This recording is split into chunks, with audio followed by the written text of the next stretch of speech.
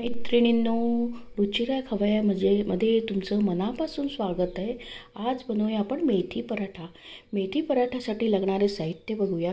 गव्हाचं पीठ, मेथी आहे, कोथिंबीर आहे, लसूण आहे, हिरवी मिरची आहे, मीठ आहे, हळद आहे आणि तेल आहे।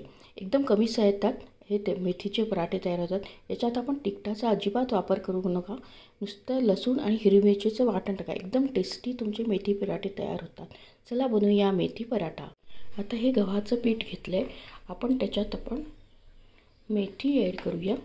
मेथी आपण जसं 2 वाट्या गव्हाचं पीठ घेतलं असेल तर 2 वाट्या तुम्ही मेथी घ्या। मेथीचं प्रमाण जास्त घ्या। मेथी टाकूया।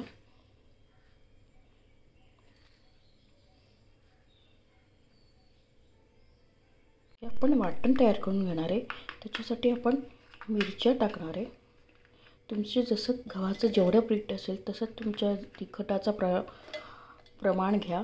लसूण याच्यात जास्त वापरा आणि कोथिंबीर पण याच्यात जास्त टाका, म्हणजे एकदम तुमच्या मेथी पराठीची चव एकदम वेगळी येईल, छान येते मेथी पराठीची चव।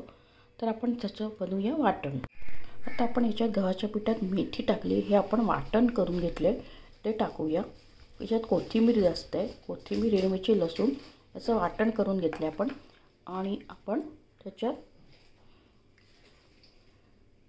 मीठ टाकूया, हळद टाकूया, त्याच्यानंतर चवीनुसार मीठ टाकून आपण हे मळून घेऊया। मेथी, गव्हाचं पीठ, हिरवी मिरची, लसूणचं वाटण, कोथिंबीर, हिरवी मिरची, लसूण, कोथिंबीरचं वाटण, हळद, मीठ टाकून आपण ते भिजवून घेऊया। पण हे मेथी पराठ्याचं पीठ भिजवून ठेवलं, एकदम जसं कणिक भिजवतो तसंच भिजवा आणि 10 मिनिटं भिजवून ठेवा। आता हा मेथी पराठा आपण तो तव्यावर टाकूया।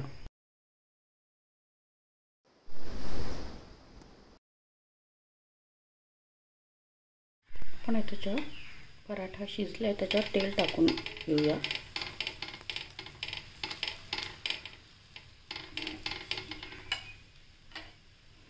आणि अजून थोडा बघा, एकदम छान खुसखुशीत ब्राऊन झालं आहे। आपण दुसऱ्या साईडला करायला ठेवलं आहे, मग ते पलटून आपण प्लेटमध्ये काढूया। आता बघा हा ब्राऊन झाला आहे, दुसऱ्या साईडला आपण बघूया। एकदम छान झालं आहे, शिजलं आहे, खुसखुशीत झालं आहे। आपण आता त्याला प्लेटमध्ये काढून घेऊया।